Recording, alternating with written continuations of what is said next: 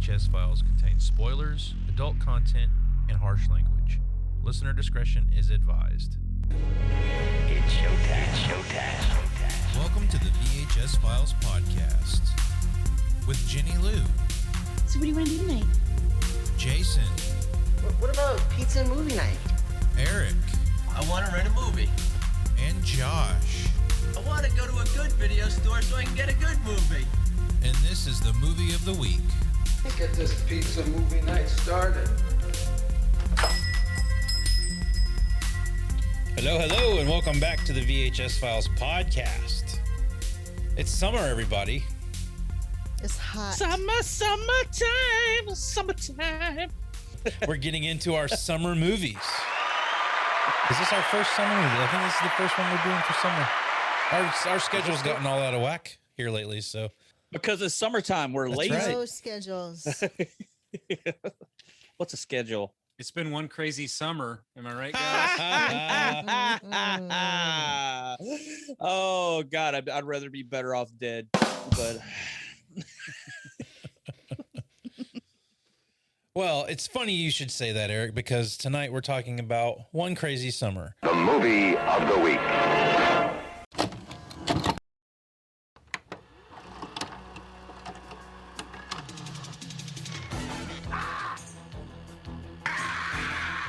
The movie started! The movie's done!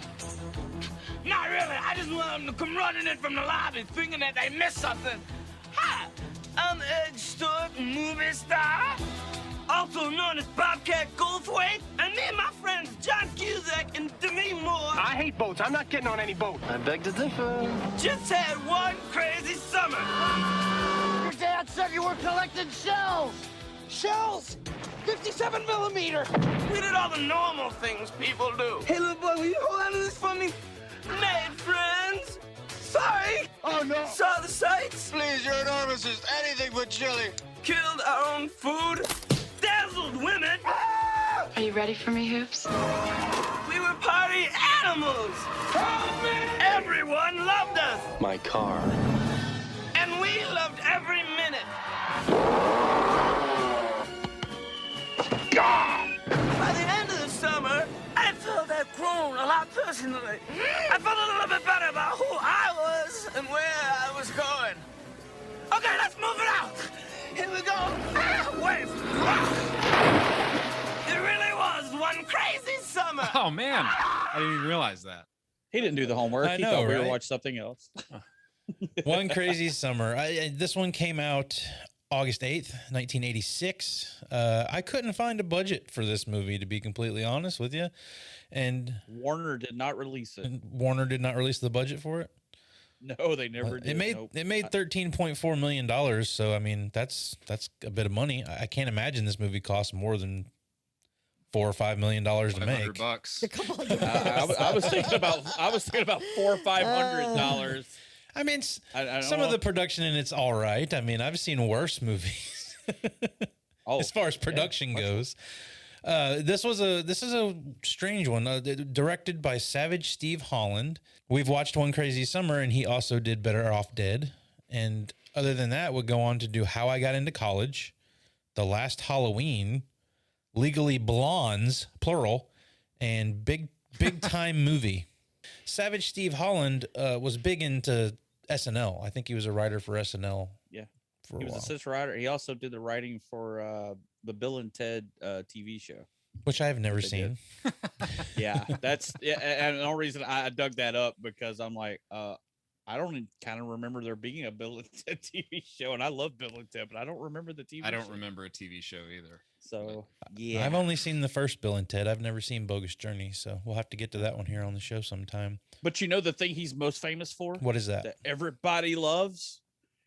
He created and animated the Whammy. Bucks, no whammy, stop! Stop it, oh.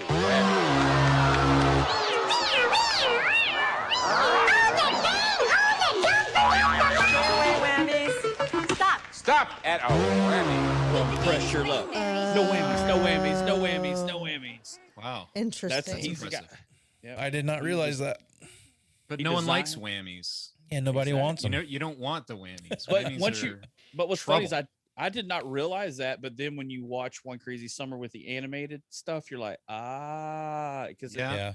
it's kind of almost the same kind of animated look there. So I was like, I didn't know that. I learned that from looking up for this. And now I tend to get I've not seen this and Better Off Dead a whole lot in my life. I've seen both of them. I remember since we watched it for this, I remember this more, seeing it as a kid and remembered certain things about it. I've probably seen Better Off Dead more than this, but am I wrong? I haven't seen Better Off Dead in a while. Doesn't Better Off Dead have like animation and stuff in it too? Or am I getting these movies like jumbled together? No, I don't remember. Maybe, I don't know. It's been a while since I've seen Better Off Dead, but I've seen them both a lot. The animation for, if there is, this stuck out the most between the two, if there was, because only thing I remembered about Better Off Dead is the badass Camaro he's driving and the two Japanese guys who learned to speak English from Wide World of Sports, Howard Cosell. And Wayne Myers takes the lead. That's what I remember about that movie the most. Well, this one came out in 1986, so Mr. Eric, take us back in time. We're sending you back. Whoa, this is heavy. Well, Josh, Mike Tyson won his first world title in 1986, defeating Trevor Berbick in Las Vegas. Did you guys know that Mike Tyson has a graduate level certification in advanced calculus? No. Yeah, he's got a master's degree.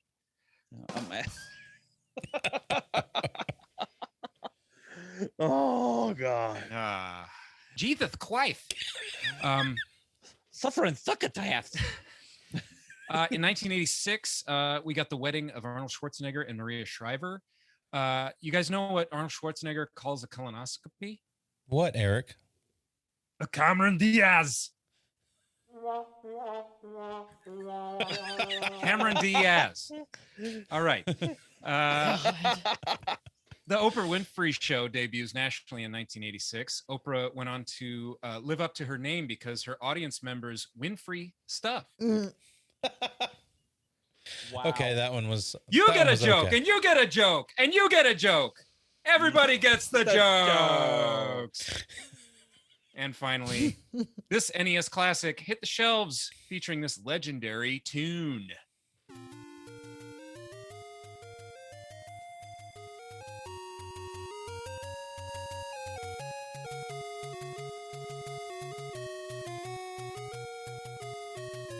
Yes, Legend of Zelda.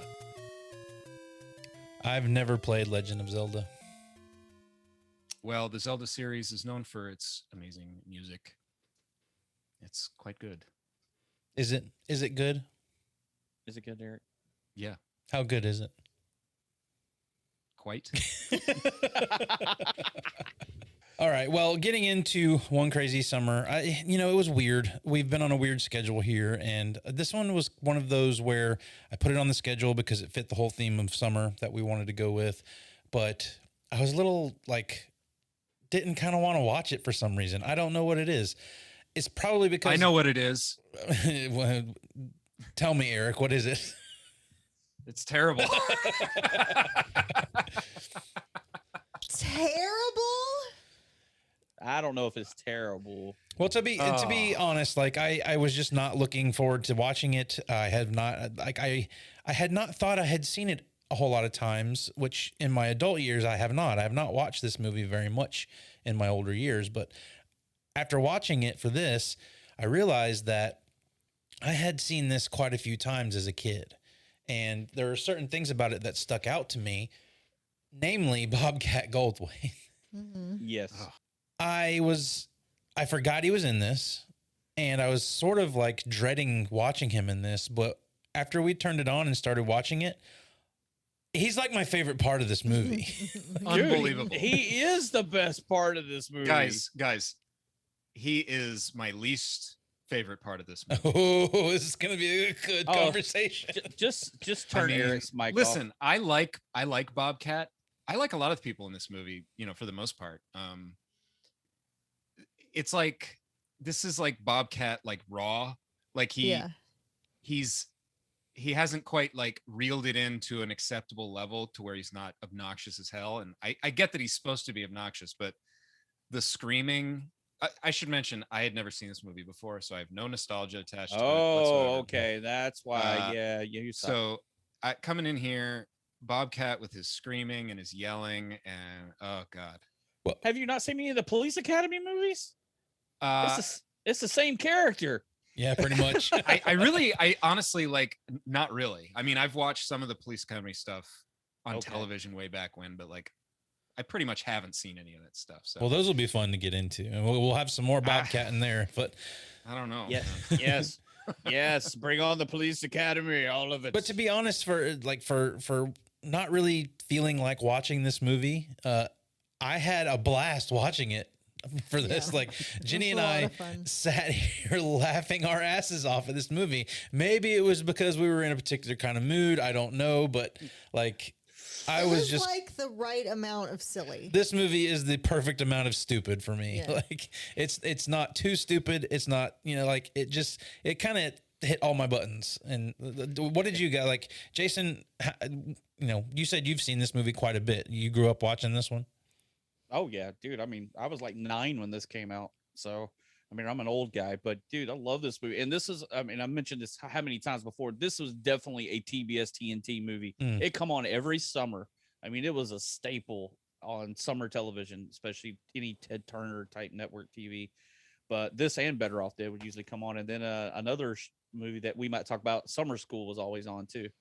But this is dude, I love this movie as a kid. I laughed so hard at Bobcat, or Eggs is his name, in this movie. I love the names of the characters too. Even the name of the high school it's just stupid fun. That was one of the first notes I wrote down. The name was kind of generic. But yeah, it was. I mean, I enjoyed it. I like this and the Better Off Dead movie, the two bigger movies that he basically that Savage directed. I enjoy both of them. They run together for me. And oddly enough, I would have thought this would have been the first one over Better Off Dead, but Better Off Dead came out before this one did. But I mean, we got right into Bobcat Goldthwait, and which is kind of funny. Like he's really what I focused on in this movie, but it stars John Cusack and Demi Moore. John Cusack coming from Better Off Dead over to this and working with Savage Steve again. How do we all feel about John Cusack? I love him. I like John Cusack a lot. I like I said, I like a lot of people in this movie. But I mean, get into why, but no, I like Cusack. Do you? Yeah, Cusack was good. I mean, he was in 16 Candles also in the 80s. He was in there. A little, not a big, huge part, but he was in there. Very small part, yeah. Yeah, and but that other movie he did later, was it Identity? Is that the one? Yeah. Where it's that was actually a pretty good watch. Even if you just want the action into the world type thing, 2012 was even a halfway decent watch. I mean, it wasn't great, but I thought he did great in there too with Woody Harrelson. And the main reason say anything. Yeah, say anything. Yeah. The main reason I bring it up is because High Fidelity. Yeah, I mean, he's been in a ton of stuff. I mean, as of lately, it's been kind of straight to video, not so like smaller production stuff. Haven't really seen too much of his newer stuff. Jenny and I really like the Stephen King movie that he was in, 1408. We like that one quite a bit. Even though they changed the ending, that was the original ending on it. Like we won't even get into that because that's like we can't talk about it. Don't they do that in every King? They change the ending of every book he does. The movie came out. We had it on DVD with the ending, like as we saw it in theaters, because we saw this in theaters. Mm-hmm. And then when we upgraded to Blu-ray, they changed the ending. Right. What the fuck? And there was an alternative ending too, but it wasn't even the one that we had seen. Like they just erased it from existence. Oh, okay. But it's my favorite one. So I can't see it anymore. Yeah, you'll know how in certain Blu-rays and stuff, they'll have the alternate endings for things. And then there's also the director's cuts where the director didn't like the original ending, so they went with the one that he had originally wanted. There are some really good ones like that, like Little Shop of Horrors. I'm really anxious to talk about that one because the original director's cut ending for that is amazing. Mm-hmm. But yeah, I mean, there's hit or miss for that stuff when they actually go back and do the original endings. We just talked about this on our horror section with Night of the Creeps. There were two different endings to that, one that the director wanted and one that the studio wanted, and of course the studio got what they wanted. So, but the main reason I bring up John Cusack is because he wasn't like a staple in the early 80s movies for me. Like, he was always just kind of like that guy. He didn't really become a big star for me until later. What was the courtroom drama that he was in, that we tend to watch every now and then that we like a lot? Runaway Jury. Runaway Jury. Yep. I think that's really where I started that. And like, yeah, like it took a while for me to really start like paying attention to what John Cusack was really doing. So, but when you go back and watch the 80s stuff and he's just this, young high school kid, and he's never really the jock, but he's the hero of the movie. I kind of it's weird for me because when I started watching him, he was like your focal point star and like not the adolescence, in the movie. Mm-hmm. But we have also got Demi Moore here. Now, how do we feel about her in this movie? I feel like she's kind of flat. Like, I don't really think she has a whole lot to do here. And the like love story between her and John Cusack is not all that interesting to me. Like, what do you guys think? Couldn't agree more. Yeah, it's very cut and dry, very Demi Moore that we knew of her later. I'm trying to think of great Demi Moore performances. One I want to go back to is I believe Jane it's Ghost. She's in St. Elmo's Fire, I believe. Mm-hmm. I want to go back and watch that one. It's been a long time, but I remember her in that. I think there's some pretty dramatic stuff that happens in that with her character. But if this was my first, like experience seeing a Demi Moore movie, like she definitely wouldn't have stood out to me with this one. They just don't give her character a whole lot of presence, in my opinion. Like, she's just kind of there. I think so her storyline is what moves the story forward, but they also don't spend any time on it because the whole thing is like she's missing from half the movie. She came to help her granddad because he has his home opened up to people who are less fortunate. Yeah. No. You never see that. Like, except like a couple people in the background when he goes to see her. Packing up to leave or whatever. You don't get much of her at all, and what you do get is pretty boring. Mm-hmm. Movies like this, usually when you've got the lead kind of falls for a girl, you never really get that here. I mean, he's interested in the other girl. It takes him a while to come around to her. Well, that's what I found kind of interesting about this is he has this interaction with her at the beginning of this with the money and the bikers and all of that stuff. But then, what's his name? Teddy's girlfriend gets involved. Cookie. Cookie gets involved with him. And it had some very like Teen Wolf vibes going on. Like with the it was definitely Boof and Pamela. Yeah. For sure. That's exactly what's definitely going on there. And I think Cookie had more scenes in the movie than Demi Moore did. I swear she did. Yeah, I mean, that's what I mean. No, you're right. She's absolutely absent from a good, the good portion of the middle of the movie. There's like no Demi Moore to be found. We've also got Curtis Armstrong here famous from Revenge of the Nerds for me. We talked about Bobcat Goldthwait.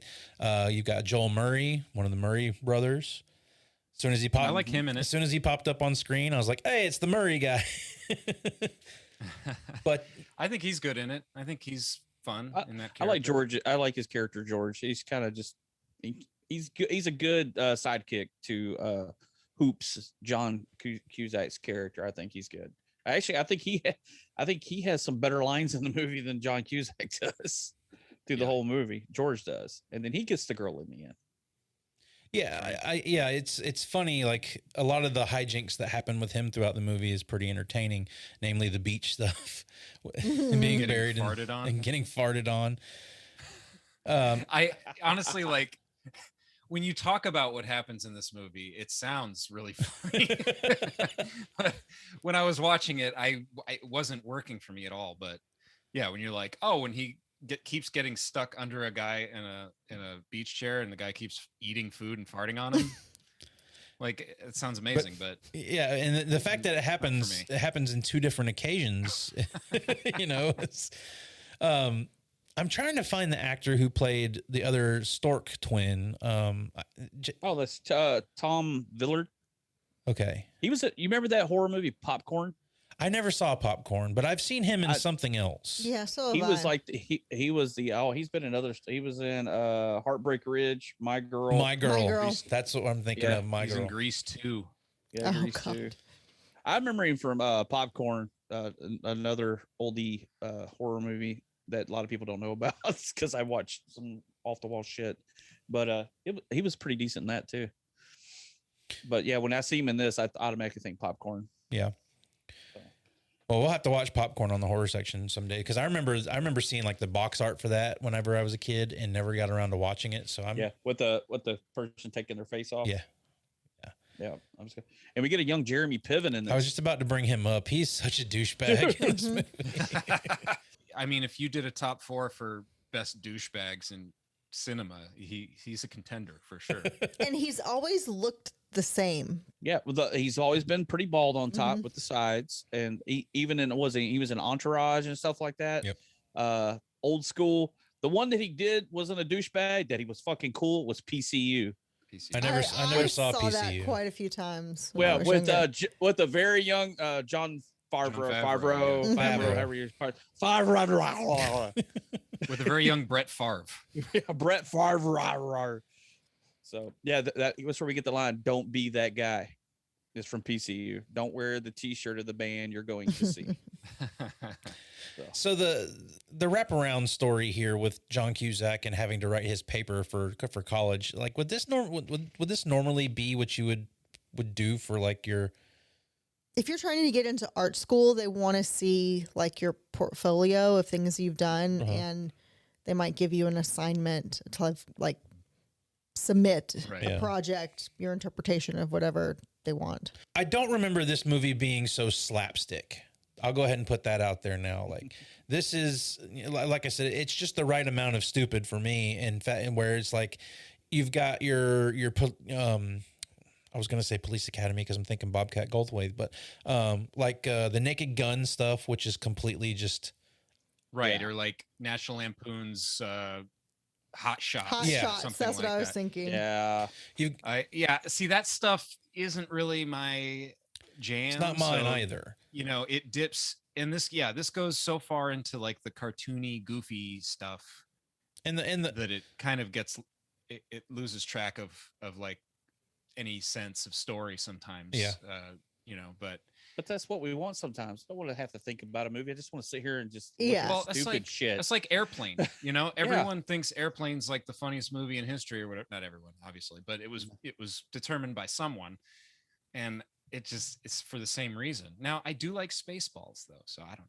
I know Eric's not a big Star Wars fan, but like just the juxtaposition of the slapstickiness with that sort of story from Star Wars is what made that work for me as a young boy. Right. It is referencing like all different scenes from that movie. Yeah. Definitely. So, but I mean, even like Blazing Saddles, like we're talking about Mel Brooks, like we've gone back and tried to watch Blazing Saddles and I could not get through Blazing Saddles. I think that movie has not aged well. Like it either. Well, obviously there's that stuff, but like I didn't think it was particularly funny either. Yeah, I like History of the World Part 1. That was, and I like Mel Brooks, the person, and I like a lot of his stuff, but yeah, some of those older things just don't work for me. Dude, Robin Hood and Men in Tights should have been an Oscar nominee. So I liked that one too, actually. I haven't seen that one in quite some time. The thing is, it's just like the style of humor for some of these, that's what comedies are, I guess. Right. So they work for some people and they don't. But this one completely harkens back to stuff like Revenge of the Nerds and whatnot. Jenny and I just watched Summer Rental for the first time. I watched it for the first time. You? Oh my God, dude! I figured you've seen that already. No, I had never seen Summer Rental, and this also reminded me a lot of that one, namely the end of the movie, which we'll get into. But again, like it has slapstick in it. Some of it is very funny to me, and some of it is not. This whole intro with Demi Moore stealing the money from the bikers and all of that, And you made a comment while we were watching about the bikers. What was it? These bikers are dressed like no other bikers I have ever seen. They are such dorks. Like, I don't know. Like, they would never be bikers, like, in the 80s. Like, who would be like afraid of these guys with the nobody. pink spiky hair and all of that? And that these guys are weekend warriors, man, for sure. And, you know, you've got John Cusack who steps in and kind of goes in between and helps her get out of that situation. But this is where, like, some of the slapstick stuff comes in, where they're chasing. They end up in the pool, or they end up in the water or something. But he's got fish and stuff like sticking in the spikes of his hair. And I was like, okay, yeah. When these guys show up and you got the guy with the pink hair and he's hamming it up, and I go, like, I was like, okay, she's hiding money. This is cool. Like, we're gonna have a little, you know, fun sort of, you know, crime, maybe some crime happening, some running from people. Right. This could be cool. But he pops up with rubber fish stuck to his hair spikes, and I'm like, oh boy. So it doesn't really set, buckle up. Yeah, it didn't really set the mood too well for me coming into this. Dude, but I love the whole graduation scene, dude. The whole thing is good luck to you, generic high school graduates. And you realize generic? Yep. Did they just say generic? And then him and George walking, and you see all the cars, King, Queen, all these brand new cars, and he walks over and it has his, and it's a freaking street sweeper. That's freaking awesome. Or even his mom handing him the box with his cap and gown in it, and it's shrunk and had it clean. Yeah, and it's his cap is like half the size of everybody else's. Yeah, even his cap shrunk. I guess it's George's sister. I don't think I can remember that. Yeah, it is George. And her name is Squid. Squid. I didn't catch her name, but her and the dog are some of my favorite things about this movie. Bosco, her dog Bosco. But dude, and who didn't know? I mean, like I said, I was 9 when this came out, so by the time I probably saw, I was, you know, depending on how fast it came on a VHS, I can't remember. The whole thing with the making the face and slapping you on the back. Dude, we did that at school. That was another thing that like I saw it coming, and I remembered it from one of my watches when I was a kid, and I was like, oh yeah, I remember they you know, she tells them that and their faces get stuck, but oh man, the makeup didn't age very well. No, it didn't. It was not good. I mean, even the dog or the doll's face is all messed up too. Yeah. Which makes no sense, but you know, it is what it is. I mean, well, there's a lot of stuff that makes no sense. Yeah. Hello. I'm gonna take it for what it is. I do like that those girls come back on the boat though, when all the stuff's going down on the boat, and then people see them and they get scared. Like, I think that kind of works. It's just the makeup and whatnot looks pretty bad now. Did anybody notice exactly how far that ferry was? From the dock? There's no way. It is way out there. It was way out there. This was the speed bus jump level of impossible. At least they had the physics, you know, they had the other side was dropped, so therefore they could coast that. But dude, this was at least 8 Cadillac links away. There's no way this is happening. So, but again, slapstick, you know. Just things I never noticed as a kid. And you bring up Squid, and they say they're going to pick her up, and don't say anything about her dog. Squid Calamari is her Squid Calamari whole name. This dog is adorable. Aww. Why all these people are saying this dog is ugly is beyond me. Well, because he's like all broken and. Well, doesn't make him an ugly dog. I was so pissed at everybody in this movie that kept calling that dog ugly. I was like, you all deserve to be shot. Well, dude, that one scene toward the end of the movie, I really wanted to reach through the TV and strike. I've got that. We're going to talk about that when we get to it, dude. Well, that guy plays a dick in most of the movies and music videos that he's been in. Was he in the Beastie Boys video? I don't know if he's in that. He was in the Twisted Sister. Okay. What are you gonna do with your life? Yeah. I want to rock. You know, I knew him from somewhere, but I could not place it, and I didn't do the research and looking him up. But yeah, he did the Twisted Sister videos, and he was also in Animal House. Mm-hmm. Wow. It's been a while since I've seen Animal House. When are we going to talk about that one? So we get to the beach and everything's hunky dory here. And we meet Uncle Frank and his Uncle Frank this is where I kind of was like, oh, this is sort of funny, where he's sitting in the room by himself, listening to the radio, because I can relate. Like, I remember being 11, 12, 13 years old, listening to the Smoking radio. cigarettes, doing uppers. No, not doing that. Listening to the radio, trying to either like win the tickets to the club for the weekend or something, like trying to win one of these contests. But, you know, You wanted to be in the club? $1 million. Now, what radio station at this time had the budget to be giving away $1 million? Yeah. Is beyond me. Radio station. But I like him. I also like is it his grandmother or his Grandma. aunt? Grandma, she was in Police Academy Part 4. She's I believe. adorable. Yeah, a couple of Police Academy alumni here with her and Bobcat Goldthwait. I thought it was cool that they did dinner and she gave freaking Hoops a tab. Yes. See, that stuff, was all of that little stuff is working for me. And then we get introduced to the Stork twins, and I love these guys. I thought I was not. I thought they were going to grate on me throughout the movie, and I was like, I don't know how well this is aged. I don't know if Bobcat Goldthwait's shtick is going to be how I remember it, because he was a big part of Police Academy. I watched Police Academy a lot, and I was always a little taken aback by him because of how he is. I haven't done any research into him, but like, does he have some form of Tourette's or something like that? Or is this just a shtick that he came up with and has stuck with over his career? I'm not sure. Pretty sure this is just a shtick, but it's like his thing. In watching him with this, it really did make me think about Charlie from It's Always Sunny in Philadelphia. Has anybody watched Always Sunny? Yeah.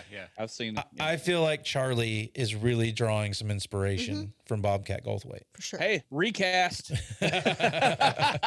Yeah. There you go. We could do a recast for this movie right there. We could use the whole thing, all of them from It's Sunny in Philadelphia to this. Just put them in this movie. It'd be perfect. Okay. So I also would have thought that this would have been before Police Academy, but no, he did Police Academy before this. Yeah, the Police Academy was, he did at least 2 of them before this. Yeah, I think. Police 2 or Academy 3. 2 and Police Academy 3. Yeah. Okay. I also knew him. I don't know why I watched this one so much. Hot to Trot. Did anybody see this one? Dude, with the talking horse. With a talking horse? Yeah. Have you seen this Yeah, one, I Eric? remember that one. Yeah, I remember that. I mean, I don't remember details, but yes, I remember that movie for sure. I would love to do that on this show at some point, talk about that one, because Oh, boy. it's one of those that's been long forgotten, I think. And I think Eric will be sick that day. I don't think he's going to be able to make it. I can see the can't do it that enthusiasm day. on his face. I'm busy that day. But really, when you get him and the other guy in the movie and their banter between each other, I'm kind of falling in love with them from the get-go. Like, I love that they're just completely ridiculous and can't do anything right, but they're what's keeping me going through the movie. Like, they're what's keeping me laughing. Mm-hmm. And we've got this setup of bad guy and Teddy's dad. Teddy. Yeah. Teddy is your typical high school douchebag, drives the Corvette. What? No, that's a Ferrari. I'm sorry, Ferrari. You're right, Ferrari. I don't know why I would have said Corvette. Well, probably because never mind. I'm not going to go down that road. But say it. No, I'm not going to. I don't know who listens to this show. I don't want to offend anybody. But they want to tear down this house that Demi Moore's character is there to claim. She's got to come up with the back mortgage payments. Right. They want to develop the land. They want to develop the land and put up a lobster restaurant. Yeah. Another one. Yeah, because you already have one. I feel like almost the entire plot of this movie, its sole purpose is to set up the Godzilla scene later. Which is fine with me because I fucking love the Godzilla scene. That was I amazing. do too. I actually is my favorite part of the movie. Dude, that is my favorite part of the movie. That whole thing, and there's another part later, but dude, that is phenomenal. The gymnastics this movie goes through to get everything in its place for that. Mm-hmm. And it's ridiculous. And this is where Bobcat works for me, is because his complete spastasticness and putting on the costume, getting the cigar stuck in the mouth, and then tearing through the little miniature model and everything, like, it completely works for me. And I was laughing so hard when this scene happened. And that's because I kind of reckoned back to when I was a kid. And this was the one scene, this and another one, that stuck out to me. And I didn't think it lost any of its luster. Like I was laughing so hard during the whole Godzilla scene. And Yeah, that was good. Eric's never seen it. And dude, I still laugh my ass off on that from the very first time of the whole getting stuck, and then through the whole that next 10 minutes of the movie that he's in doing that. Which for some reason I thought freaking hilarious. when I was for some reason I thought that was more towards the end, like the ending part of the movie. And when it happened, like right here in the middle of the movie, basically, you know, I was like, well, damn, where the hell are we going to go from here? I remember one more scene that's going to happen, but I don't remember how this movie's going to end. So this might as well have been a second watch for me. I mean, I know I've seen it more than that, but yeah, that whole Godzilla scene is what really makes this movie work for me. I was talking about the mortgage though, and the back mortgage she's got to come up with. She says got to come up with $2,000. Might as well be $1 million. 3,000. I thought she said 2. 3,000. 2, 3, whatever. That's far off from $1 million. Like, Well, I think she means for her, it might as well be any number because she doesn't have it. I get Is what that, but she's it's saying. like I don't. Maybe this is just me, but I feel like getting $2,000 together is not as hard as getting $1 million together. well, what would it be with inflation? Right. I don't know, but that's Me what I'm either. saying. Like, okay, It'd be we'll get off that. More. But all right, but who recognized Grandpa Beckerstead? You couldn't. Yes. You're a dump truck driving through a nitroglycerin plant. I noticed him right off the bat. and he also starts a fire with his stogie again. Yeah. A whole stogie. Talk like, about being typecast. Like, why is he throwing away this entire stogie? I think a lot of people would be he's pissed. rich. He only likes the end of it. He smokes it, just the tips. Just the tips. And what is funny is he's playing his character in A Nightmare Before Christmas in this movie. He's in a wheelchair. He did the voice of that character in Nightmare? I do believe he did. Listen to it in your head. Listen to it in your head. No, he did. He did? Yes. He's the scientist that built he did. Evil scientist. Sally. Yeah, he built Sally. I mean, I believe you, but I feel the need to have to prove this. Go ahead and look because I wrote it down too. I just looked it up, so. It's me, dude. You know I did my homework, bro. His name's Grandpa Calamari. Is that his character in this? Wait, that can't be right because he's Beckerstead, dude. He's Mr. Beckerstead. He's old man Beckerstead. He's the grandpa of Teddy. He's Teddy's grandpa. Mark Metcalf. No. I didn't even watch this movie. Hickey. I don't know what I'm talking about. William Hickey. Yeah, William Hickey. Okay, there we go. Nightmare Before. Okay, I'm a fucking idiot. He was That's also okay. This will all be cut anyway. Dude, yeah, he was also in The Puppet Master, and you probably don't remember that either. I honestly don't think I've seen. You probably don't remember that either, idiot. Your stupid brain.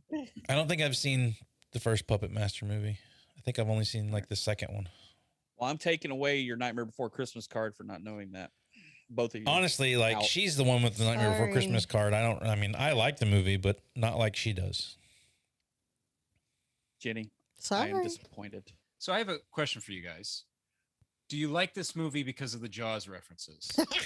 I wondered if that's why this made it on Foam the rabid dolphin. Oh my God, that was amazing. Like, I mean, it just helped put icing on the cake for me. I mean, it was fun to see all of the references there. Especially, I'm actually kind of surprised. Maybe there was an issue with it. I don't know. But the music they use for the lobster scene is not the Jaws theme, but is very, very close. Like, oh yeah, if that's not the theme, I thought it was. It's not. Like I wasn't even, I wasn't listening too hard, but I was like, oh, it's a Jaws theme. But if it wasn't, it's close enough to be an issue, I'm sure. Yeah, I mean, like I that was one thing I was thinking watching it this time. I was like, they got really close to the original score here, and I don't know if this could have caused a problem back in those days, but I think nowadays people would be like, "Oh no, it's like the Vanilla Ice scandal with Under Pressure." It's like, "Oh Yeah, no, mine it's goes dun dun dun dun dun dun." dun. All you got to change is that note. One note. Well, while we're talking about music, I want to talk about the music performances that Demi Moore has in this that are dude god awful. there's that she has the voice of an angel, man. It's like she didn't even try. Like, I don't know. I just those I'm pretty sure performances that- feel like an afterthought. You know, like in another movie, it might be an opportunity to have like a good scene, but like they're just like, well, we got to show her on stage, so Yeah. get up there, sing your song, shoot, boom. I wondered if the I don't even think it's her. I don't think it's her at all. were the Singing. backup singers, well, regardless, I just mean the performance. Were the backup singers the girls that worked, the black girls that worked at the rich guy's house or whatever it was? I don't know if they were there One or if of they them worked. was at the party thing, the fundraiser or whatever. I thought they were just waitresses at the Dewdrop Inn where she was playing. Yeah, because they were dressed as waitresses. Yeah. Oh, were they? Maybe that's it. Okay. That's what I thought. I'm with you on that one, Josh. I think that's But what it was from. this is something that grates on me about older movies or movies that include musical performances. We've talked about this on our Back to the Future episode where I infamously said that I don't think the Johnny B. Good scene holds up very well because of the performance of it. You got the same sort of situation here. What gets me is anytime you've got a musician, someone like a Marty McFly or her character in this movie, who's like, oh, I've got a performance tonight, or, oh, I'm going to save my mom and dad and play this song at the dance. They just get up on stage with whoever the house band is there. And it's like, oh, we've all played together before. We can do this. And it's magical. Just like, oh, everything works. It doesn't really work that way unless you've kind of mapped. It's the musician in me that is really just sort of picking nits at all of this stuff, but it grates on me so much when they put this in movies of people who can just get up on a stage and play with these people. And it's like, oh, everything's great. Yeah, follow along. I'm starting in E or something. Yeah. Unless you're the band in Roadhouse, which that's an actual band and they kick ass. So, well, what I was going to say was at least the Johnny B. Good thing, has There's some humor in it and has jokes enthusiasm. and gags and yeah, he's putting a lot of effort into it. This is just The Babysitting Blues was better than this. The Babysitting Blues was better than this, but I was about to bring that one up too. Oh God, do we have to sing the song again? Baby, baby. Watching these guys.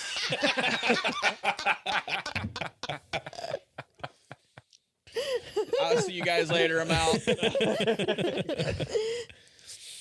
This part, we're at the beach because this is when the whole thing with Cookie takes place, and Hoops is kind of getting interested in her. But the whole shtick through the rest of the movie you mentioned earlier about George being buried in the sand, getting farted on, then later he flies with the kite. But who brings a big can of chili to the beach to eat? Yeah, I mean, that's a Sam's can. It's like this big of chili. Yeah. I mean, it's all for the gag, Yeah. like it's all about the gag. I mean, this is like a live action cartoon when you've got the fish in the hair, you've got, pull out some chili, like just pull out anything from like behind your back, like a cartoon, you know what I mean? Which in that sense, like I get it. Like I understand what it's going for. Obviously the thing starts with cartoons. It's got cartoons going throughout it. It might as well be a cartoon. Yeah, it's basically a cartoon, but yeah, I don't know. It just doesn't hit for me. But well, one thing I noticed, and Jenny kind of brought this up during that scene, is Cookie. She asked Coop to come help put their boat in the water, and she says, "There's enough room for one more." There's barely room for anybody. Like they've got 5 people and like a 2-seater boat. Yeah, that looks like at least. At the very most, a 2-seater boat. Like I would think it's a 1-seater, but they've got like 4 to 6 people going out on this boat. And there's room for one more. Bullshit. There was no room. Dude. Yeah. I can't remember exactly what it is too, but when she come and asks and Hoops is like, and you hear Egg and Clay are like, no, what do you want me to do? Like, no.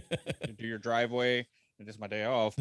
He's like, fuck you. I don't want to put your damn boat in the water.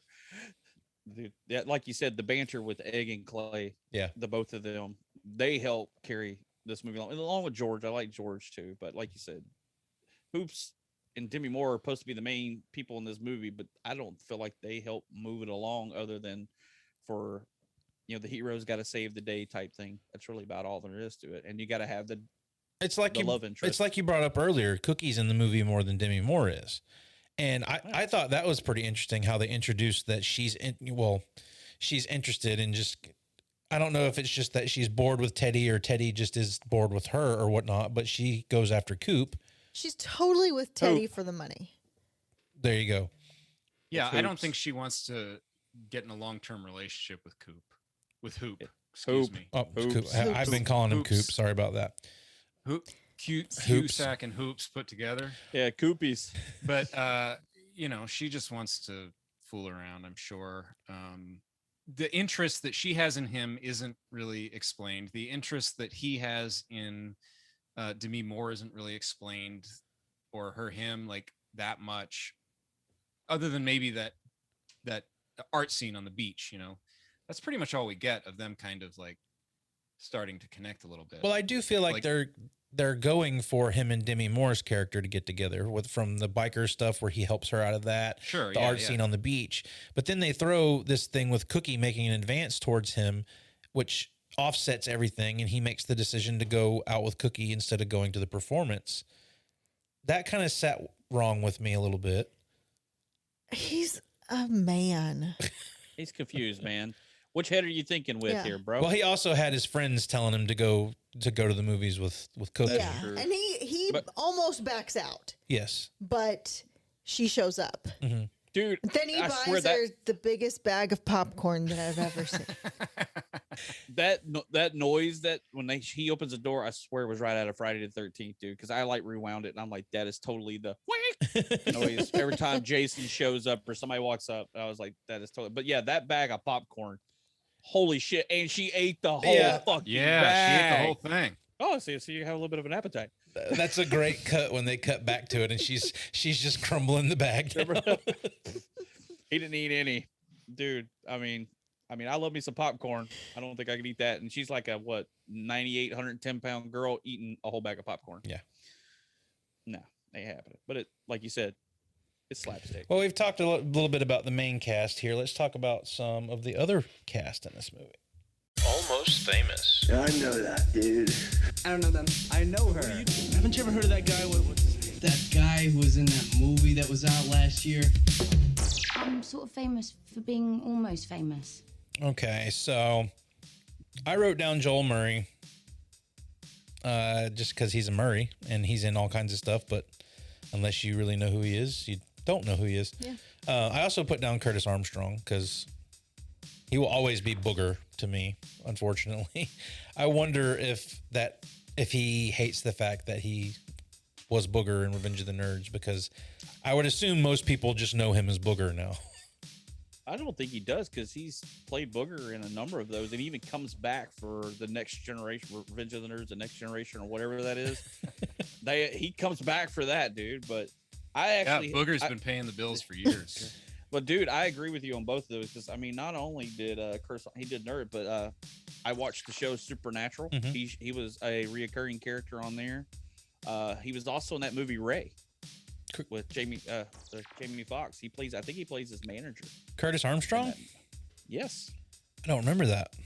I've seen Ray, but I don't remember him. Do you need to Google check me, Eric, again?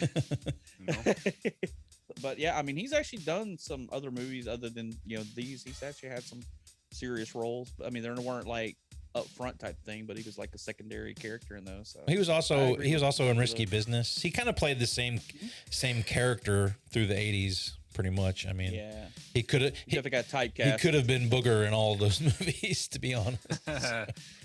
I'll go. I've got Donald Lee, the Asian man. Big Trouble in Little China. Big Trouble in Little China. U.S. Marshals, Avengers, other things.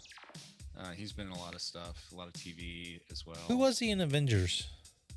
I'm thinking of the wrong Avengers. World Security Council. He what? Oh, okay. Yeah, okay. That makes World sense. Security Council. I don't know that I would have remembered that if I wasn't looking at this IMDb, but yeah, I mean, I of course remember him from Big Trouble in Little China. But and then I also have Billy Bird. Yeah, that's the grandma. Yeah, and she's in Home Alone, 16 Candles, Police Academy 4, Dennis the Menace. She's my pick. I love her. She's yours as well? Yeah. Yeah, she's great. Oh, all right.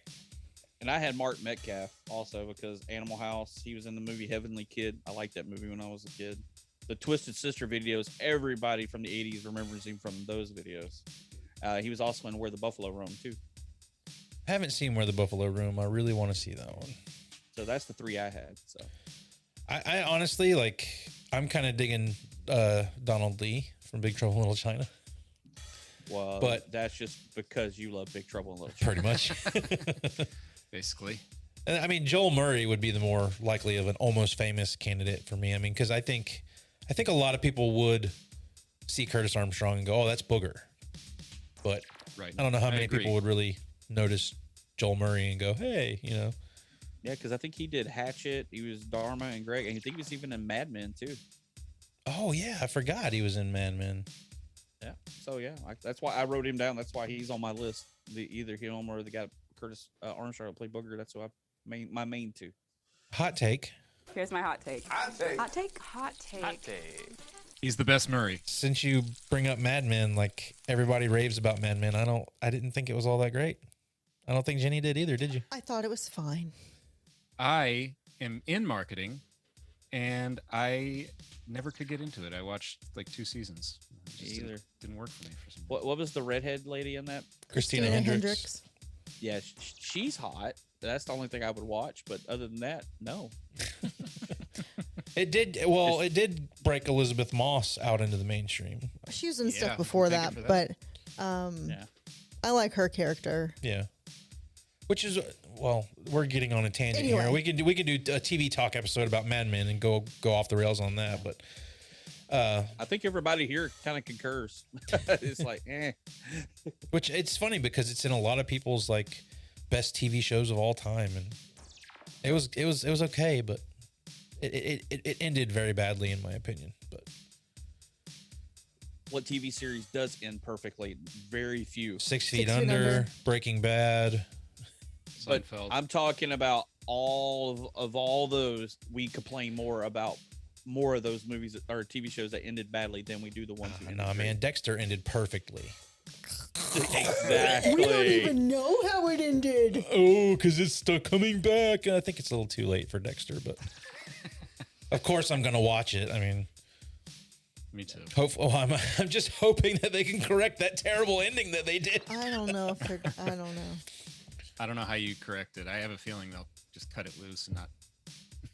This never happened. Try to like start fresh. Yeah, it'll start with a scene of Deb coming back onto the scene because they're like, no, we're not going with that last season. We're just gonna start fresh.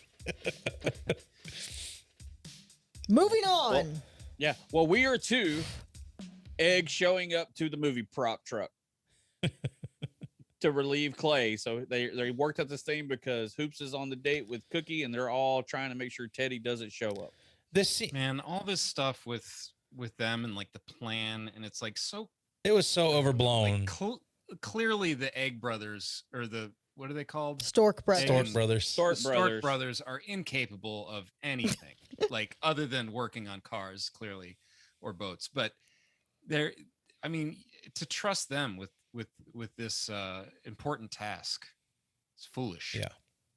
But I mean, I thought the whole plan was just us the best scene in the movie. It does. It gives us the best scene in the whole movie. But to agree with Eric, like it is a completely overblown plan. That it's just like it could have been a whole lot more simple. But we are talking about a slapstick comedy movie, so everything is here to set up the Godzilla scene. Yep, dude, that's it. Part. Because when I was a kid, I loved the old Japan Godzilla movies. So that part when he's walking in the trailer and you see him turn around and you see it sitting there and you're like, it's Godzilla. And then you remember back of the whole thing with the small little town, his dad. Yeah, you're just going, please. And there's a Japanese guy in it too. Please. Which I felt like that doesn't work very well now with Donald Lee being all like happy that Godzilla is trashing this place. Am I just being too? Well, I think it's just embarrassing because the person they're trying to impress is Japanese. Yeah. So like, it's like the worst presentation you could give a Japanese person. But then, of course, we got to have another joke on top of it that he actually thinks it's funny. Right. And, Eric said that Bobcat was his least favorite part of this movie, but like... And my favorite with this scene. So like, that's what I'm loving in this is him every time when he starts to talk or says something, he just has that scream that he lets out to people, like right in their face. Hey, Stark guys! Hey, what's happening? How do you do? Hi, it's been nice to meet you. Yeah, me too. What's going on? It's intense. It is. He does it a lot. Uh-huh. I kind of feel like in this movie, it is supposed to be a form of Tourette's. Right. I can see for that. his character. yes, I could see that for sure. Yeah, it seems like he can't control his energy. But he did the same exact thing in the Police Academy movies. That's the only reason I'm kind of hung up on that. I feel like this is more aggressive. I don't know. When's the last time you watched Police Academy? It's been a while. It's very similar. Especially when he's a bad guy in one of the Police Academy movies. He's the gang leader. And it's a lot like that because he's kind of more screaming and yelling, punk rock type thing, and then he becomes a cop later. But yeah, it does. It literally just felt like they took his character, put him here, and named him Egg. I think that's all they did, just transplanting from Police Academy. Egg. That's a character from Big Trouble in Little China too. That's right. We've got a connection other than Donald Lee. Also, I think I have a note, and I didn't write who it was, but there was a guy that I remember from Nothing But Trouble, which Demi Moore is in as well. Mm. He's I have Gas Guy. Oh yeah, he's the one that's pumping the gas that looks in the back and sees Squid with Bosco and says ugly dog. He was also That's right. He was also in Biodome as the guy that delivers the pizza. That's what I remember him from. Wow, you guys are digging deep here. Some real top-notch actors in this movie. Listen to the movies we're naming that they've been in. Good Lord. Can we do a Biodome episode? So Jenny brought this up. It changes the subject. I've seen that movie way many more times than I want to admit. And no, we're not going to do it. Not anytime soon. But I'm a duckbill platypus. So we've all seen Office Space, yes? Yes. Yes. There's the scene in there where he's talking to Peter and he's talking about giving her the O face. There's a guy with blonde hair. I pointed this out. I said you pointed this out. Looks a lot like Teddy. With the sunglasses on.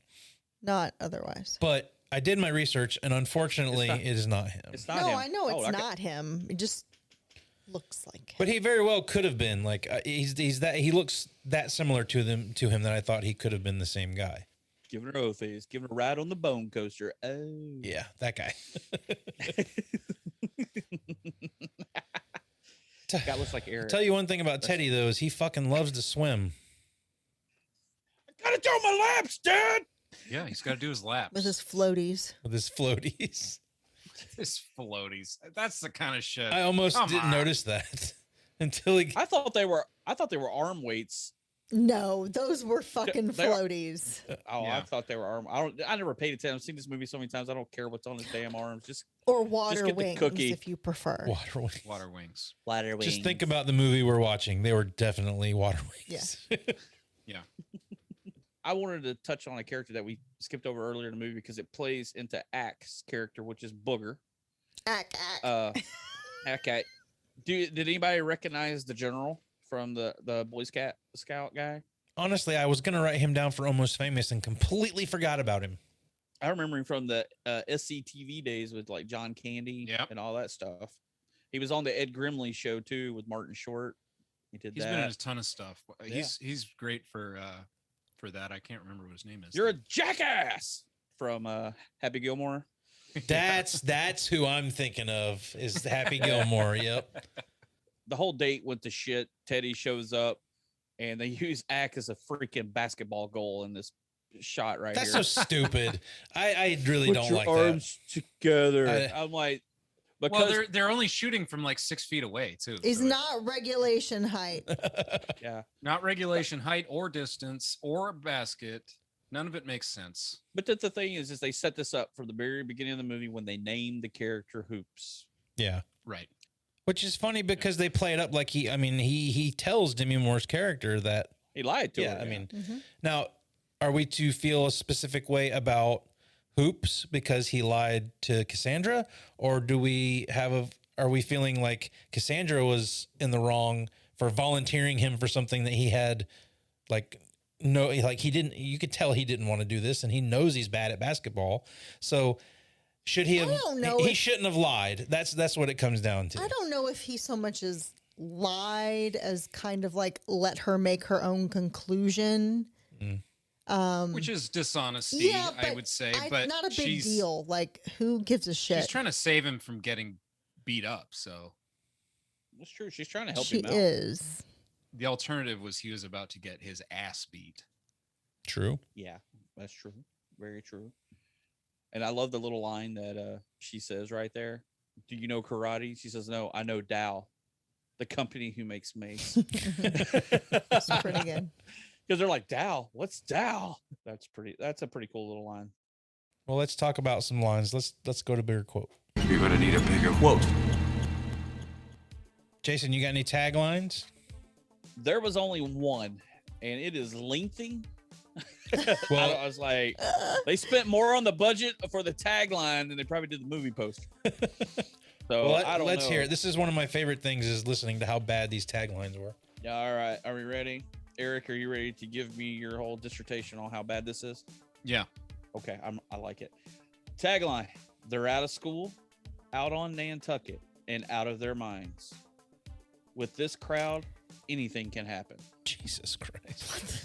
So doesn't even. No, it's like it's exactly like this movie. It doesn't make sense. It's a bunch of ideas stuck together that don't work together. The tagline should have been "Get ready for one crazy summer." Pay me the big bucks now. I've got it. Like, Josh has got it, dude. You should be writing taglines for Hollywood, dude. Quit the show, move to Hollywood, sell the house. You got it, dude. I'm backing you. He's enthused. He's in for it. He's good. Yeah. But yeah, that was it's the only one I could find, and I thought it was like two, but no, it was all together. And I saw a movie poster with it on it, and I'm like, holy crap, this is horrible. So, I mean, I like the movie, but the tagline was not good. So what we got for quotes, guys? Well, I'm glad you brought up Akak's dad because he has one that I wrote down here. Boys, tourniquet. As you hear the kid drop the gun. Yeah. I also like when he says he's on the beach collecting shells. Yeah. Right. Although, of course, that doesn't make any sense because the shells would be over by the cannon. Yeah. They put that as a point, as a goof. The shells would be nowhere near on the beach. They would be at the gun. Where the gun is, yeah. That makes no sense at all. So, what do you got, Josh? Or Jenny? There's only one quote that matters in this movie.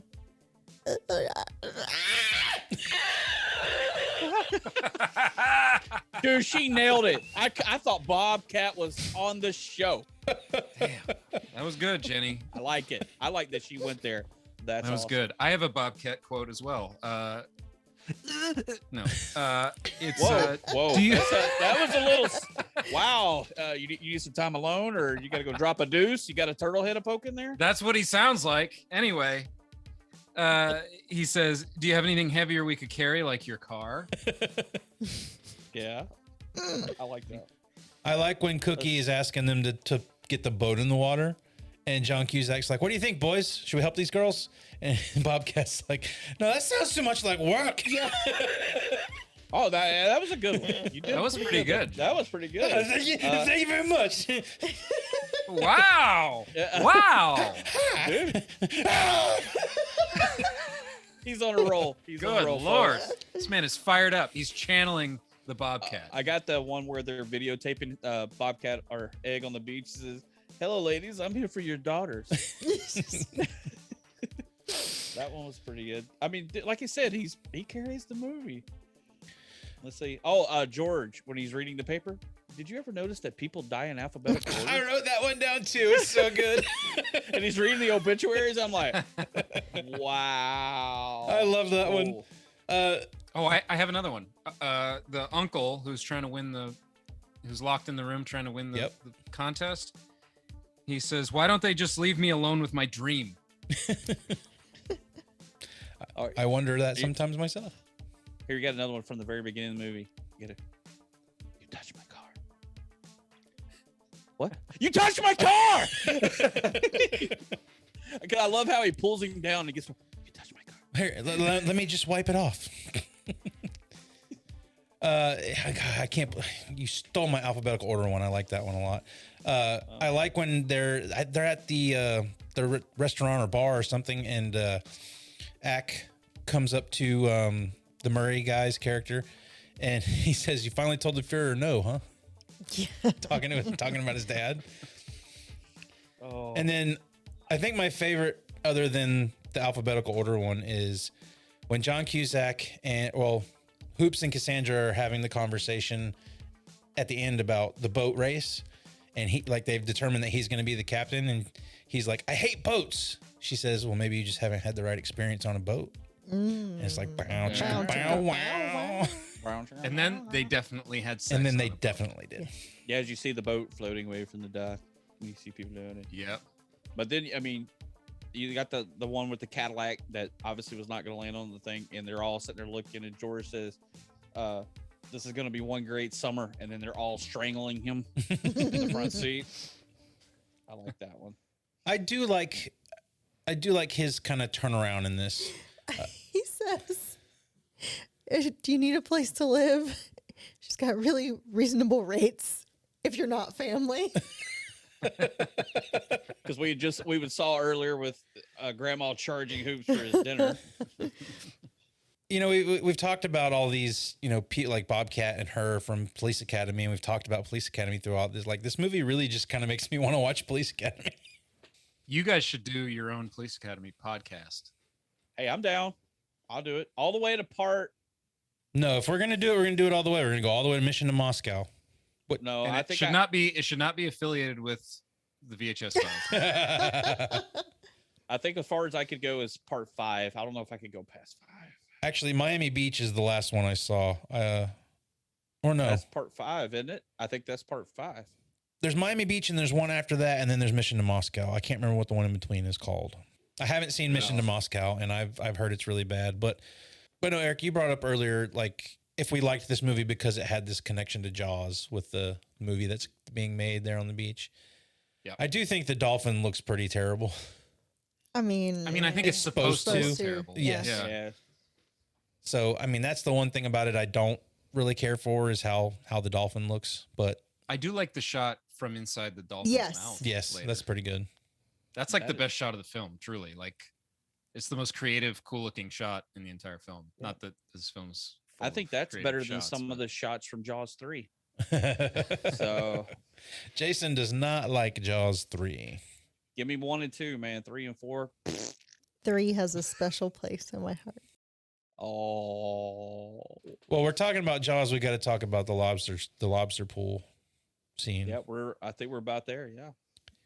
And I don't know why we have to talk about it because in my head, I imagined it lasting a lot longer and it being a lot more stakes to it. But it literally happens in a matter of seconds. Well, here's the thing. These lobsters are dead now. True. Yeah. Right. They're in a chlorinated pool. Water Yeah. creatures in a chlorinated pool. They're not biting anybody. They're dead. True. You might as well go pick them up and boil them and eat them. Also, get some butter. Also, I had to rocket launcher a boat just to get these lobsters. Like, you potentially put people's lives in danger just to steal lobsters to play a prank on Teddy. I'm not saying Teddy doesn't deserve it, but still, a rocket launcher, you might be needing to rethink things here. I think they could have actually just rocket launched Teddy's Lamborghini, but no, that plays a bigger part later. So that wouldn't have worked. Josh is going to name every car make that this vehicle is not before this show is What over. did I say? Corvettes, you said Lamborghini. It is a Ferrari. Okay, well, when they take the Audi motor later. When we take the Ford Pinto, that's not a Ford Pinto. No. But what do we think about the little montage of Hoops helping her out with she's around handing out flyers literally with typed Cassandra, dude, drop in. I mean, me and Josh have been in bands in your hand. I mean, you got to catch people's eye. That is not going to help anybody. But I mean, Hoops is an artist. But I love how they do the whole thing. They happen to have a camera to do animation with that she could take pictures of the whole entire, because they're drawing out animation cells to do a little movie that they can put up at the movie theater. I do like the little cartoon assembly line they set up where they keep handing each other like the pages and they're making the cartoon. It's kind of a fun little thing. Also, that's not how projectors work. You can't project a projection onto another projection and it like doesn't show the other one. That was screen in screen right there. Yeah. That was the original PIP, picture in picture right there. That's how it all started. I will say when Teddy's dad kicks the dog, I wanted to kill that motherfucker. Yeah. At that point, I was like, this dude needs to die a long, painful death. I hate this son of a bitch. You do not kick a dog in my movie. No. Especially a dog that's got a freaking, I forgot what they're actually called, the anti-scratch collar type thing. The cone of shame. The cone of shame. But yeah. And this dog later we find out is a female. Yeah. And has been pregnant this entire time. Which I didn't. I guess. I didn't remember that, and yeah, it comes out of nowhere. But oh my god, the cuteness overload that happens when you see the puppies. They're adorable. Now, I don't like the dog kicking scene and all that, but it cuts to the scene at the vet with the dog pushing the cat in the in the buggy, which is adorable. So cute. This movie's dumb, dude. This movie is pretty bad, and I love it for every reason. But every 80s movie, you know, we got to have the thing that everybody can kick it together. They're going to race the regatta because if Teddy and his dad lose the regatta, Grandpa cuts them off. They get no money. Right. They get nothing. And Grandpa's going to cut them off. So obviously, they set it up earlier in the movie of where Hoops and Cassandra are sitting on a boat and they need a boat. Guess what boat they get? The boat that they were sitting on earlier. And then you get the 80s montage with some cool music of them putting together a boat in a matter of a day. Which they completely stole from Summer Rental. I'm just going to say it. It's the same. It's the exact same thing. Yeah. They take the shitty boat, rebuild it, have to win the race at the end. It's exactly the same from Summer Rental. Do they put a Ford F-150 engine on the back of it? No, they don't. They don't put a Chevy pickup engine. I have a real issue with the plan here. The plan, and I know you say, Eric, this is a dumb movie. Don't try to make sense of the plan. But the plan does not make sense. Okay. The Teddy and his dad get cut off if Teddy doesn't win the regatta, right? Right. So their plan is to win the regatta and take the trophy and use it as leverage. So Teddy can take the trophy that he didn't win and give it to his grandpa, and his grandpa, it's as if the grandpa just wants the trophy, not the victory. Right. It doesn't make sense. Also, even if he did, give his grandpa the thing, could he even give them the house back? Like, I don't even know if Teddy has that authority to give him the house back. No, even if he wanted to, even if he did save his fortune. Well, did they even have the authority to renege on the whole deal? Because she pays the money that they tell her that she owes. Well, the banker's crooked. Well, because of the Godzilla performance.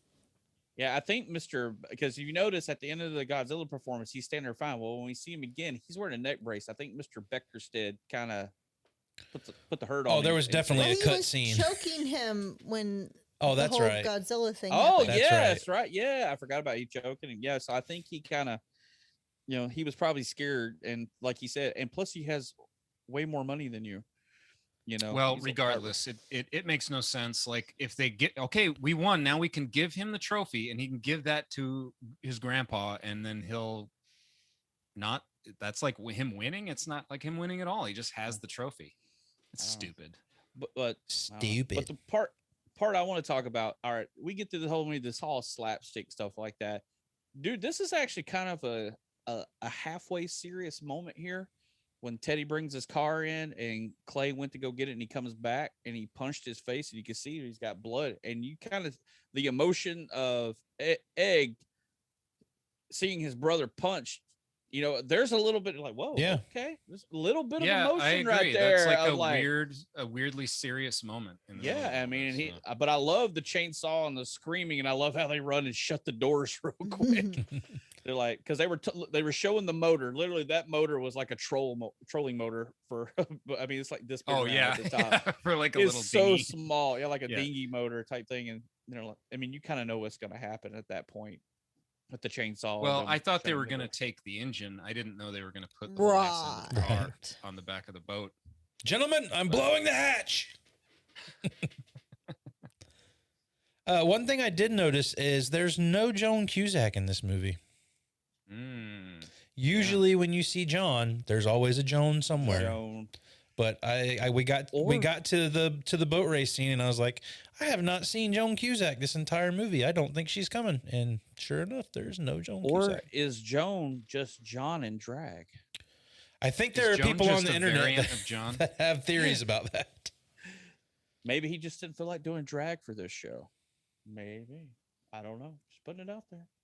How was she younger at this point? I mean, obviously they all were. Well, I think she's in Better Off Dead. I think. I'm not sure. Oh, She's then I got definitely in Say Anything, Mm-hmm. which I don't know if that's before or after this, but it's just one of those things that you pick up on watching John Cusack movies over the years. You're usually going to see Joan Cusack in there somewhere. Yep. But the other problem, talk about kicking dogs, dude, they fucking cut Odie's tongue off. God. What the fuck is up with these people, man? Animal cruelty everywhere. I'm a Garfield fan. I know Garfield doesn't care for Odie, but you don't fucking cut Odie's tongue off. I mean, there's the a boat. big Garfield right behind Jason. Yeah, right here. And there's another one over here in the corner. And there's also Carnage right there. So Carnage and Garfield, they kind of hang out.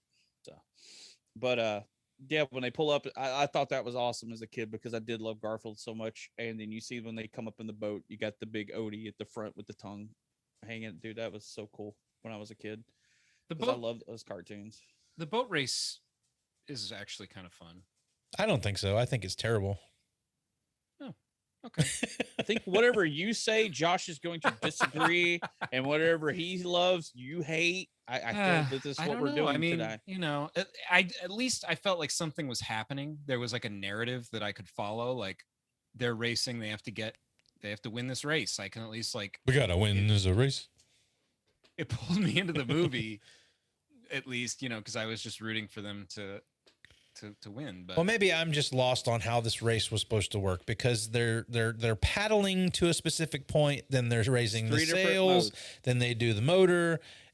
See, you do know how it works. It takes them no time to get to the first point where they've got to raise their sails, which is just paddling by hand, and then they're sailing for a long time.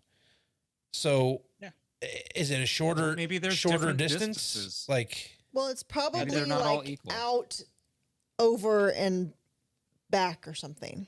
Yeah, you got to. I mean, you lived in Panama City for a while. You know, like when you're leaving the docks, you have a no wake area, so therefore you paddle out until you get there, and then you can put up your sails and take off. And then it's probably like a 100-yard dash or half-mile dash, whatever, to the finish line with a motor. I don't know. But again, just goes to show you're I know nothing nitpicking about over boats. a movie. Yeah, Josh wanted the specifics of the distances of each arm of this race. Yeah, I did. Eric, Mr. Google, can you look that up? I just wanted like some sense of a clear story. Oh, we even get Bullwinkle in this. He shows up.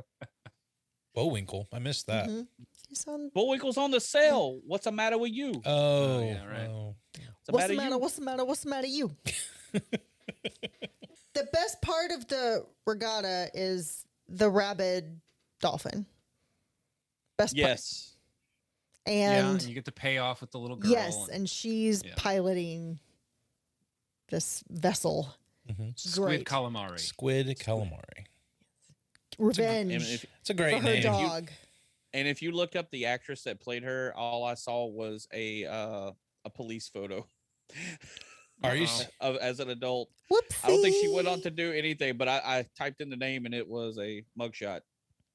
Wow. I was like, oh, I didn't. You know it was her, or was it just somebody else with the same name? No, I didn't dig into it much. Did it say Squid calamari under the mugshot? I doubt. Someone talk about her dog. I think it would have said calamari squid, wouldn't it? Don't they do? Yeah, calamari squid. Yes. Attempted murder. with a movie prop. But of course, they win the race. How did they win the race? With a guy named Hoops who shoots a ball to a hoop. Yep. I think he could have made the hoop with Curtis Armstrong's arms more than he could have made the hoop that he makes with this one. Yeah. But ultimately, it doesn't matter, right? No, because everybody comes to terms with the fact that Teddy and his dad are assholes. And so even Grandpa says, you're fucking so asshole. Grandpa's just like, no, she's going to get this and blah, blah, blah. So they did all of this for nothing, essentially. Yeah, exactly. And they're all going to jail for destroying that Ford Focus. That the guy had. I was a little taken aback when they showed that little dinky motor at the start of the race. And then when he says he's blowing the hatch and then you see the back of the car, I thought that was pretty funny. Yeah, it's fun. So that's my car. But they didn't need to do this race. The plan wasn't going to work anyway, and it didn't make sense, and they didn't need it. And now they destroy this guy's car, which likely will have some kind of repercussions. And Hoops and Cassandra are not going to be a thing after this. They're totally just a summer fling. She is moving there now, I guess, and he's going to go off to art school, in Rhode Island.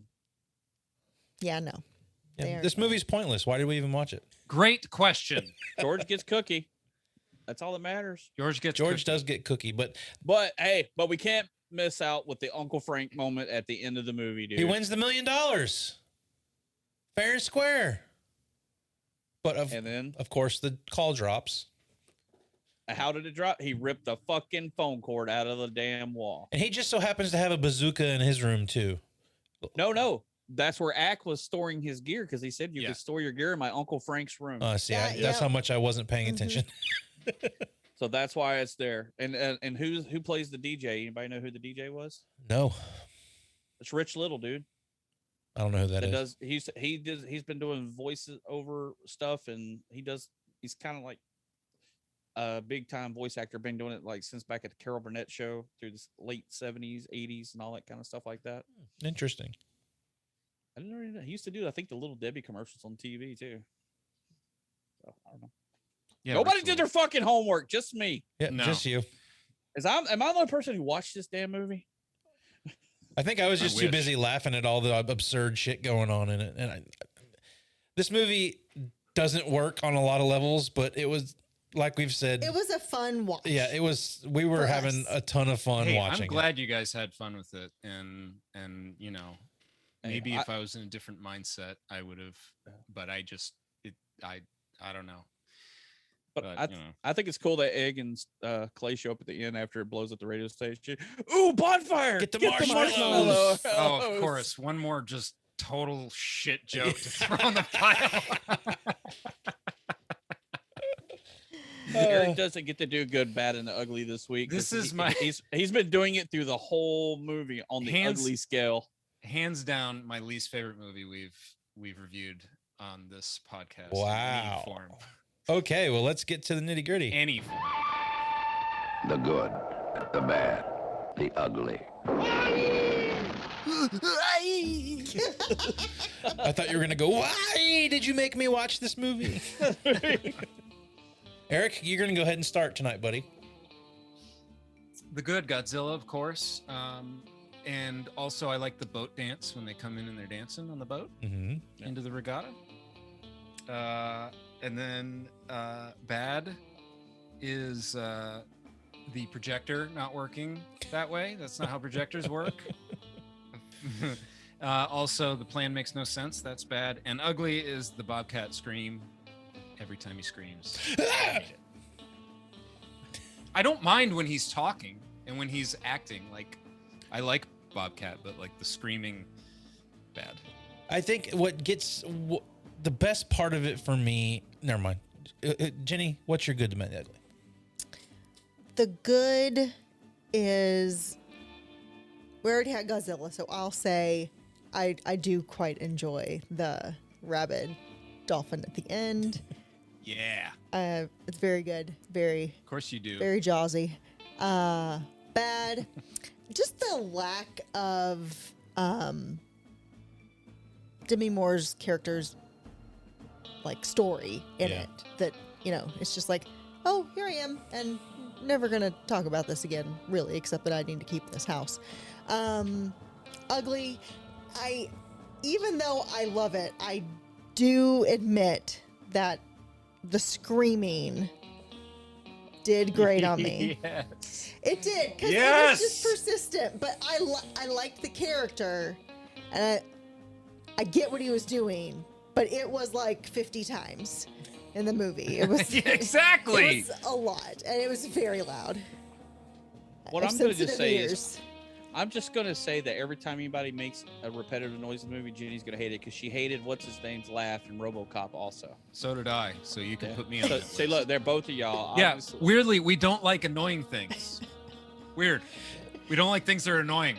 Huh. Jason, what's your good, the bad, the ugly? Only to you. I like making annoying noises. My good, a lot of nostalgia for this movie. Like said earlier, this and Better Off Dead were just cool, fun movies to watch when I was a kid, over and over again. The laughs, the Godzilla scene, still one of the funniest scenes in an old comedy movie that I still love to watch.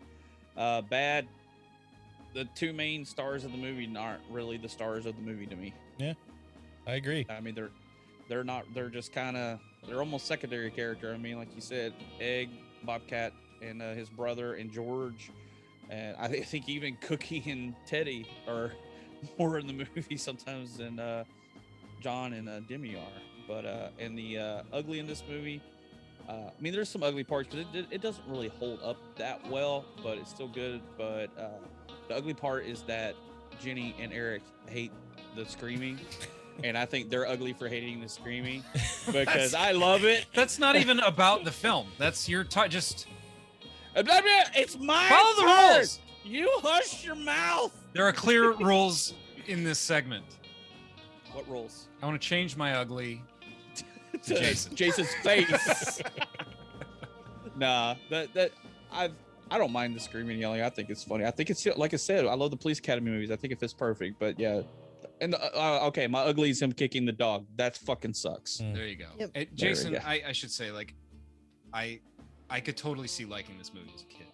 Oh God, yeah. Without that like memory, but kid Eric would have really dug this movie. It's kind of like Josh going back and watching Highlander now as an adult, but didn't watch it in the '80s when he was a kid. It doesn't really. Nostalgia is a big deal, man. Yeah, nostalgia is a big deal. Highlander is fucking a dumpster fire. So exactly. See. Well, my good is Bobcat. I fucking love Bobcat. I love everything about Bobcat in this movie. So thank you very much. Dude, he's doing it too good. I love it. He is. Can you do a whole episode as Bobcat? No, because you and Jenny will hate it by the end of the episode. That'll be your ugly, is Josh doing Bobcat through the whole episode. Hi, my name is Josh. My name's Josh. The bad and the ugly are the fucking bikers at the beginning of this. They are terrible. They're awful. Their hair is fucking stupid. Their clothes What about are the biker's stupid. name? His name is Stain in the credits. His name is Stain. Shit stain. Shit Stain. And then that they kind of introduced the whole Demi Moore storyline into this, which really we wouldn't have any kind of a story or problem to solve if it wasn't for her character having the situation she has. But we've commented on it throughout the whole thing. I just don't think it works very well. I think we could have done something a little bit better, but that would be another bad for me. I just realized something. It has nothing to do with this segment. Are we done with the segment? Did everyone go? Yeah. We did, right? The guy who played Stain also played Sloth in the Goonies. I was gonna say he's the guy from the Raiders. He played Sloth. Yeah. Yeah. I didn't realize that till just now. So Neither I did feel I. betrayed. Yeah. How could There you something go. so good be so bad? Now your whole outlook on the movie's changed. You love Stain. He's your favorite character because Stain. he was Sloth. No. I want to change my good to Stain. No. He's terrible. All right. Well, that is going to do it for One Crazy Summer. I had a lot of fun watching this. Eric apparently didn't have a lot of fun watching this. I would love to say the same, Josh. Oh, well, before we wrap up for the day, because just because one of my favorite actors today would have been his 70th birthday. Robin Williams' birthday would have been today. And I wanted to mention that on there because we're talking 80s movies, comedies, and love that man. And it sucks he's not here anymore. But today would have been his 70th birthday. And I just want to put that out there for everybody out there who loves Robin Williams. Oh, Captain, my captain. Oh, Captain, my captain. Thank you, boys. Thank you. Oh, Captain, my Captain. There you go.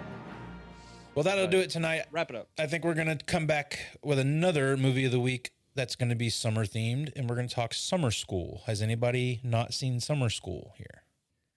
Oh, I don't know if I have seen that. It's got Kirstie Alley in it. No, I don't know. I don't know that I've seen that, but Carl Reiner directed. That's interesting. But it also has some of the best. I don't want to spoil it. I don't want to spoil it. If Eric hasn't seen it, then I just want to see what his natural reaction is to it when we talk about it. So on our next movie of the week, we're going to be talking Summer School.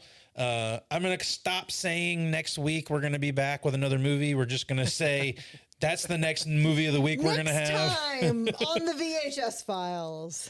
The next movie of the week will be Summer of School. There you go. Summer of School. Not necessarily on a weekly schedule. Who knows what could come between now and then. I love the way Jenny did it. It's like, blah, blah, blah. You can get this like this. It's 0%, zero APR rating.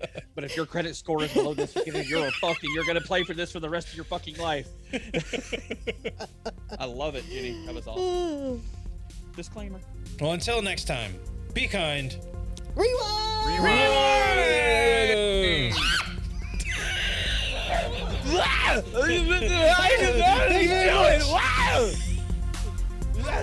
time is over. All right. Okay. All right. Fuck you guys. That was excellent. You've been listening to the VHS Files Podcast. Watch a few movies, take a few notes. If you like what you heard, please subscribe and drop us a rating and a review wherever you get your podcast. It was fun. Send your questions, comments, and movie suggestions to vhsfilespodcast@gmail.com. You sick fucks. You've seen one too many movies. Don't you blame the movies. Follow us on all social media outlets at VHS Files Podcast. Movies don't create psychos. Check out our YouTube channel for more content. Movies make psychos more creative. Thanks for listening.